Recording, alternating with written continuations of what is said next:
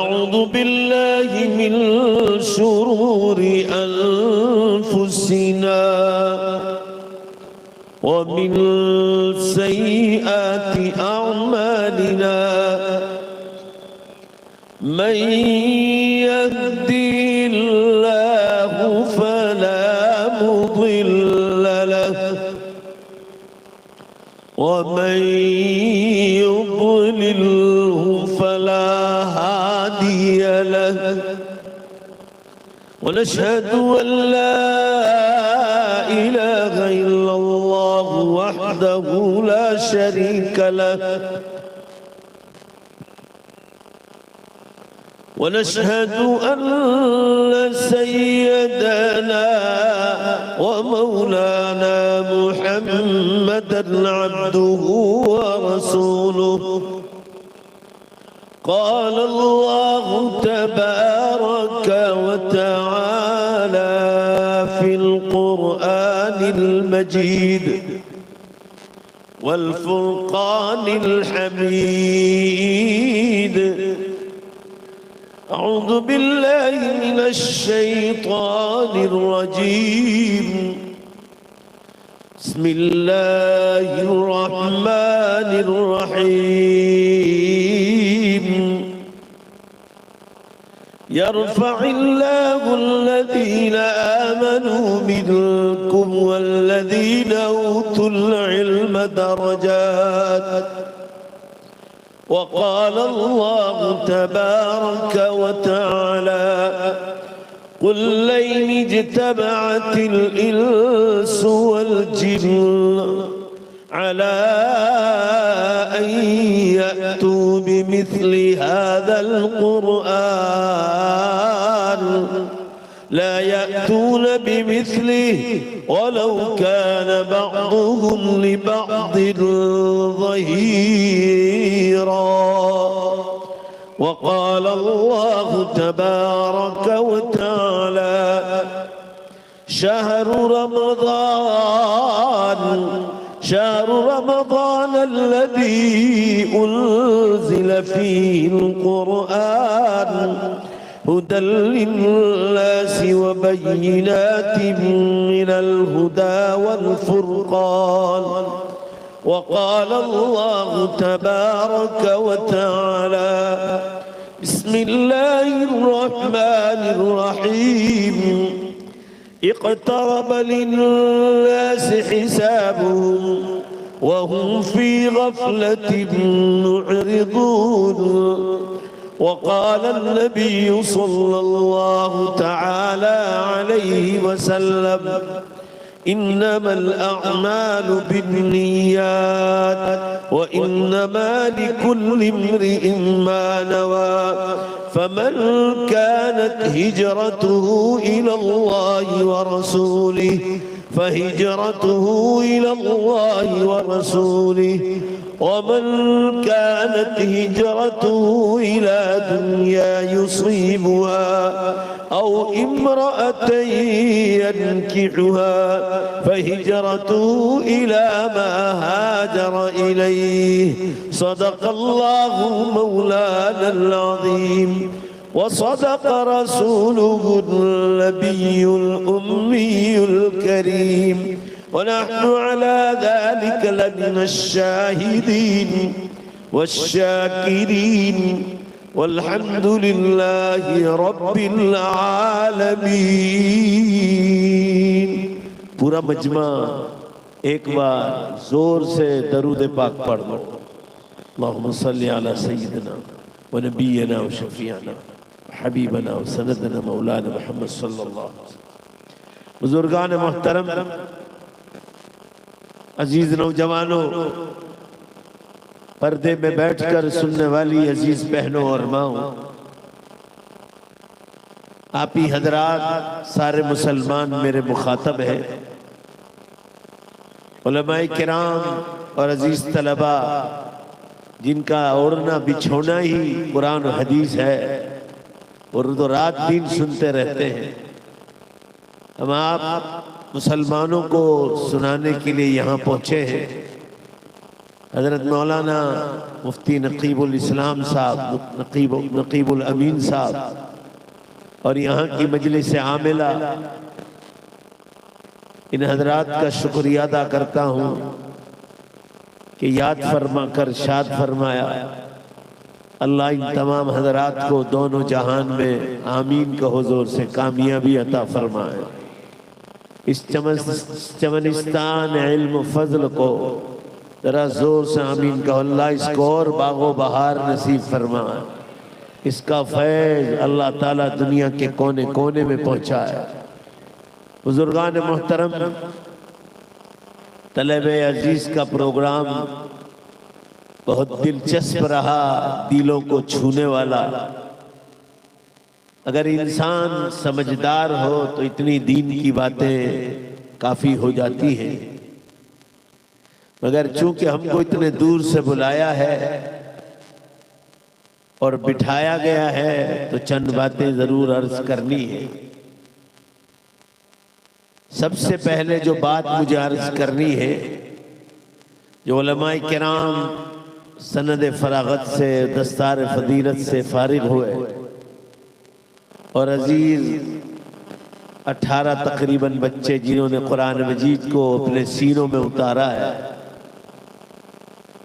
और ये मदरसे जो दुनिया भर में फैले हुए हैं, ये मदरसे क्या चीज़ हैं। मेरी बात को ध्यान से सुनने की कोशिश करें। एक है दुनिया का इल्म, दुनिया की जानकारी, इंग्लिश में जिसको टू नो कहा जाता है और उसी से नॉलेज बना है। नॉलेज कहा जाता है इल्म को, जानकारी को। तो एक है दुनिया की जानकारी, कॉलेज यूनिवर्सिटियों में जो पढ़ाया जाता है, ये पढ़ो तो ये कोई गुनाह की बात नहीं है, इसको गैर मुस्लिम भी पढ़ता है। मगर एक वो इल्म है जो रूहानी है, नूरानी है, इल्म हलाल और हराम है, इल्म जायज़ और नाजायज़ है। अगर ये आपकी जिंदगी में नहीं होगा तो आप समझ लीजिए मुसलमान तो दूर की बात है, आप सच्चे इंसान भी नहीं बन सकते। हलाल और हराम का इल्म इन मदरसों में पढ़ाया जाता है। अल्लाह कौन है?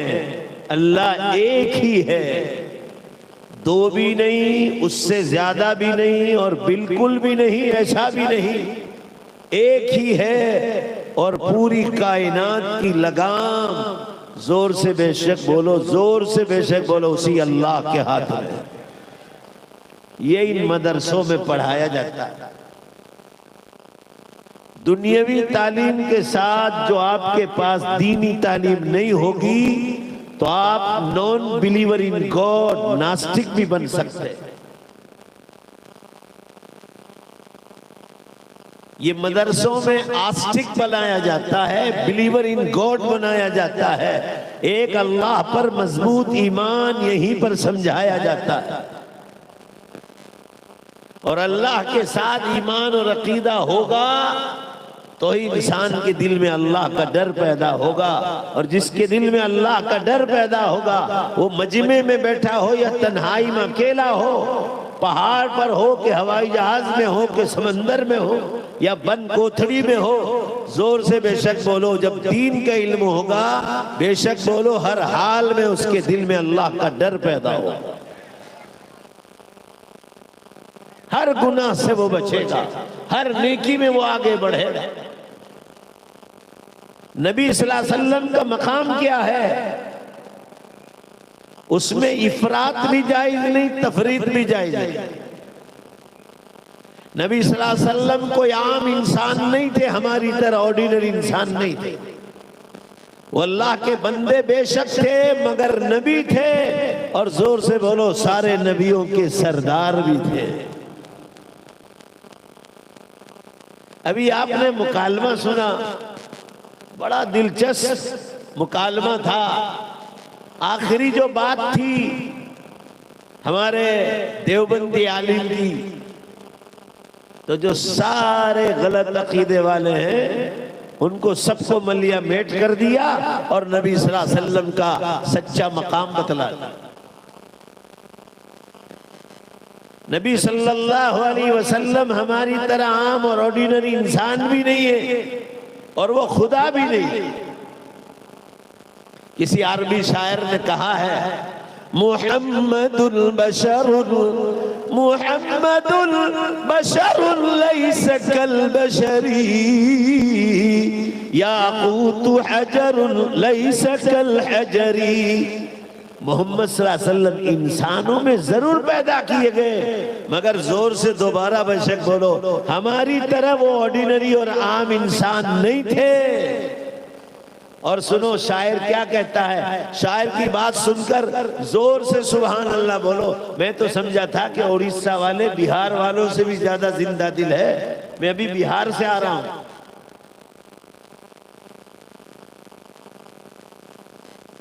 जब भी बात कही जाए तो जोर से जवाब दिया जाए, ये जिंदा कौम होने की दलील होती है। शायर की बात सुनकर जोर से सुभान अल्लाह का। शायर कहता है, एक रास्ते में पड़ा हुआ पत्थर है जिसको लोग लात मार के साइड पे कर देते हैं, जैसे उस रास्ते में पड़े हुए पत्थर और एक वो पत्थर जो बादशाह की अंगूठी में करोड़ों रुपए का लगता है, जैसे इन दोनों पत्थरों में आसमान और जमीन का फर्क है, हम इंसानों में और बोलो सुभान अल्लाह, अल्लाह के नबी में आसमान और जमीन का फर्क है। ये इन मदरसों में पढ़ाया जाता है, कॉलेज यूनिवर्सिटियों में दुनिया की जानकारी दी जाती है। आप जरूर पढ़ना, मैं आपको कॉलेज यूनिवर्सिटियों से मना नहीं कर रहा हूं। दुनिया का इल्म भी और ज्यादा जोर से बोलो, ये भी अल्लाह ही ने इंसान को दिया। बेशक बोलो जोर से, मां के पेट से लेकर नहीं आया। अल्लाहु अखरजकुम मिन बुतूनि उम्मातिकुम ला तअलमून शैया। अल्लाह ने तुमको तुम्हारी माओं के पेट से पैदा किए, तुम तो जर्रा बराबर भी कुछ नहीं जानते। सब कुछ अल्लाह ने दिया, मगर याद रखो दोनों का फर्क नहीं समझोगे, दीन और दुनिया का, तो बहक जाओ। इसलिए मैं एक ही आवाज दुनिया भर में लगाता हूं कि दुनियावी तालीम के साथ जरा जोर से बेशक बोलो, दीनी तालीम जरूरी चीज है। दुनिया जरूरत की है। यहां कितना रहना है? 60 साल 70 साल, ज्यादा से ज्यादा 100 साल तक अल्लाह आपको ले जाए, उससे ज्यादा कुछ साल। ये जरूरत की चीज है और वो जरूरी चीज है। बेशक बोलो, दीन के इल्म की कदम कदम पर जरूरत है और मरने के बाद भी जन्नत में वही दाखिल करेगा। मदरसों में आपको बतलाया जाता है माँ बाप की इज्जत और एहतराम क्या है, स्कूल वाले नहीं बतलाएंगे। बड़ों का इकराम करना, छोटों पर शफकत करना, ये मदरसे वाले बतलाएंगे आपको। कौन सा जानवर हलाल है, कौन सा जानवर हराम, कौन सा परिंदा हलाल है, कौन सा परिंदा हराम, ये इन मदरसों में पढ़ाया जाता है। और जानवर और परिंदा या मुर्गी कब हलाल होगी, क्या पढ़ोगे तो हलाल होगा। झटके का गोश्त हलाल नहीं। कुरान में फरमाया, ला ताकुलू मिम्मा लम युज़कर इस्मुल्लाहि अलैहि। उन जानवरों को, परिंदों को, मुर्गियों को मत खाओ जिस पर अल्लाह का नाम नहीं लिया गया। जहां चाहे सफर में गए, कोई गैर मुस्लिम आपको कह दे कि हम मुसलमान की दुकान से लाते हैं, तो वो हलाल नहीं हो जाएगा आपके लिए। वो तो कहेगा आपको देख कर के हलाल से लाया। सफर में सब्जी रोटी खा लो, दाल खा लो,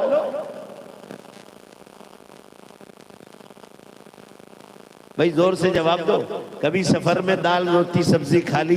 जवाब दो सब मिलकर। क्या मर जाएंगे?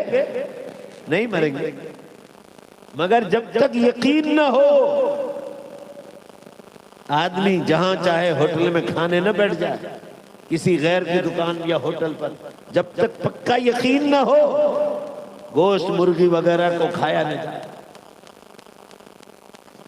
आजकल बहुत कौमें ऐसे ही यूं करके हलाल का सिक्का मार के आपको गोश्त देते, उससे गोश्त हलाल नहीं हो जाता। गैर लोग हलाल का सिक्का मार रहे हैं, एयरपोर्ट पर हलाल के सिक्के लग रहे हैं। सब्जी रोटी खाओ, मर नहीं जाएंगे। ये मदरसों में बतलाया जाएगा, आपको इंसान बनाया जा रहा है, सच्चा मुसलमान बनाया जा रहा है। पेशाब इस्तिंजा करने का तरीका, किबले की तरफ ना बैठो, किबले की पीठ न करो। बंद टॉयलेट में जायज नहीं तो खुले मैदान में कैसे जायज होगा? आम रास्तों पर पेशाब करने से मना किया गया है। ये मदरसे वाले बतलाएंगे कि मेन रोड पर लोगों के आने जाने रास्तों पर आप नमाज नहीं पढ़ सकते। 7 जगह हैं, 7 जगह जहां पर आप नमाज नहीं पढ़ सकते, ये आपको मदरसे वाले बतलाएंगे। नमाज बहुत बड़ी इबादत है अल्लाह से करीब करने के लिए, मगर जहां चाहे आप खड़े होकर नमाज नहीं पढ़ सकते, ये आपको मदरसे वाले बतलाएंगे। नमाज बादशाह हो या फकीर, मालदार हो या गरीब, मर्द हो या औरत, बेशक बोलो सब पर फर्ज है बालिग होने के लिए। ये आपको मदरसे वाले बतलाएंगे। रमजान का रोजा हर आकिल और बालिग पर फर्ज है। औरतों को हैज और निफास की हालत में न रखे, मगर बाद में उनको रोजा कज़ा करने का हुक्म ये मदरसे वाले बतलाएंगे। हैज और निफास में नमाज तो माफ है, मगर रोजा, जोर से बोलो, रोजा माफ। सफर में आने से बाद और बीमारी से तंदुरुस्ती के बाद भी रोजों की कज़ा करनी पड़ेगी, आपको मदरसे वाले बतलाएंगे। 1 लाख रुपए पर 2500 रुपए ज़कात निकालना है। रमजान में उसका सवाब ज्यादा मिलता है। 7.5 तोला सोना या 52.5 तोला चांदी जब आप उसके मालिक हो गए और उस पर हौलाने हौल हो गए, 1 साल गुजर गया, आप पर कोई कर्जा नहीं, सारे घर का खर्चा निकलने के बाद आप पर ज़कात वाजिब हो जाएगी। नहीं दोगे, दुनिया में भी आपकी नजरों के सामने हदीस में है, अल्लाह इस माल को मिटा कर रहेगा और आखिरत की सजा बाकी होगी। जिंदगी में पैसा आ जाए, हज एक बार फर्ज है, ये आपको मदरसे वाले बतलाएंगे। कुर्बानी किस पर वाजिब है? छोटे जानवर में 1 हिस्सा, बड़े जानवर में 7 हिस्से। सब मिलकर जोर से बोलो, मैं ही बोलता रहूंगा। ये कौन बतलाएगा? मदरसे वाले, ये दीन वाले, ये उलमा किराम बतलाएंगे। जिंदगी में नेमत मिले शुक्र अदा करो, मुसीबत आ जाए सब्र करो, ये उलमा किराम आपको बतलाएंगे। हमारे बच्चों, मदरसों के बच्चे भी परीक्षाओं में नापास होते हैं, फेल होते हैं। हमारे दारुल के सदर गेट पर बड़ी दीवार है, उस पर लिखा जाता है अरबी अव्वल में इतने नापास, अरबी 2 में इतने नापास, अरबी 3 में इतने फेल, अरबी 4 में इतने नाकाम। आइंदा साल मेहनत करके अल्लाह से दुआ मांगकर और ज्यादा मेहनत करके पास हो जाओ। हरासा होने की और नाउम्मीद होने की कोई जरूरत नहीं। हमारे मदरसे के बच्चे कभी किसी नदी में कूदकर आत्महत्या नहीं करते, कोई पंखे से कूदकर लटकता नहीं। अरे अखबारात देखो, अब अखबार खरीदने की जरूरत कहाँ है, अब तो मोबाइल में आ गए। दिल्ली का टाइम्स ऑफ इंडिया देखना हो, इंडियन एक्सप्रेस देखना हो, आपको उड़ीसा के अखबारात पढ़ना हो, राजस्थान पत्रिका पढ़ना हो, गुजरात के अखबारात देखना हो, बंबई का इनकलाब, उर्दू टाइम्स और जनाब सारी दुनिया के अखबार अब मोबाइल में आ गए हैं। आप अखबारात पढ़ो। बादशाह से लेकर बड़े बड़े फिल्म में काम करने वाले, करोड़ हाँ करोड़ रुपए के मालिक, जिनके पास पैसों की कोई कमी नहीं, कोई कर्जा भी नहीं सर, रोज अखबारों में आ रहा है वो खुदकुशी करके आत्महत्या करते। हमारे गुजरात में एक शहर है बड़ौदा, बहुत खूबसूरत शहर है, बड़ा साफ सुथरा। आपका भुवनेश्वर कैसा खूबसूरत है, ऐसा माशाअल्लाह खूबसूरत शहर, चौड़ी चौड़ी सड़कें। अभी वहां विजय कुमार करके एक नौजवान 42 साल की उम्र, 42 साल की, बेटे की शादी आ रही थी। ये मैं दीन और दुनिया का फर्क समझा रहा हूं। उसने बड़ौदा की एमएस यूनिवर्सिटी में, जो इंडिया की चंद जो है नमूने की यूनिवर्सिटियां है, उसमें इसका शुमार है। महाराजा सयाजी गायकवाड़ नाम से बड़ी यूनिवर्सिटी है, बहुत बड़ी, कई कई किलोमीटर पर। आप पूरा दिन थक जाओ गाड़ी लेके, उसमें उसकी तालीम हुई विजय कुमार की। बहुत बड़ा बिल्डर था, बड़ी बड़ी बिल्डिंगें और इमारतें बनाता था। लिखा है 500 करोड़ रुपए का मालिक था। अभी तो उम्र भी बहुत छोटी थी। बेटे की शादी आई थी, उसका सूट भी सिलवाया। 25 माला की इमारत बड़ौदा में शहर में बना रहे थे, मगर काम का लोड और वजन इतना ज्यादा था दिमाग पर। ये बिल्डिंग, वो बिल्डिंग, इतने कारीगर, ये कारीगर। उसके पास सिर्फ दुनिया की तालीम, ईमान नहीं था। हमारे पास, मुसलमानों के पास जो दीनी तालीम है उसके पास नहीं। 25वां माले की इमारत तामीर हो रही थी, काम चालू था। अंदर भरने से पहले कितना बड़ा लेटर लिखा, खत, और जेब में रखा, ऊपर से नीचे कूदा, फौरन इंतकाल हो गया। अंदर लिखा था कि मैं भगवान की कसम खाकर कहता हूं कि मेरे सर पर कोई कर्जा नहीं था, कोई टेंशन नहीं था, कोई मेरे ऊपर FIR दर्ज नहीं थी, पुलिस का कोई केस नहीं था, मगर काम का इतना लोड था कि मेरा दिमाग बर्दाश्त नहीं कर रहा था। तो मैंने कहा कि ये खुशी का दिन, मेरे बेटे के दिन भी मैं गम में रहूंगा, इससे बेहतर है कि मैं अपने आप को मौत के हवाले करूं। सारी दुनिया का इल्म पढ़ो आप, मगर जोर से बेशक बोलो, जोर से, दीन का इल्म नहीं पढ़ोगे तो यही अंजाम होगा जैसे उसका अंजाम हुआ। बोलो बेशक।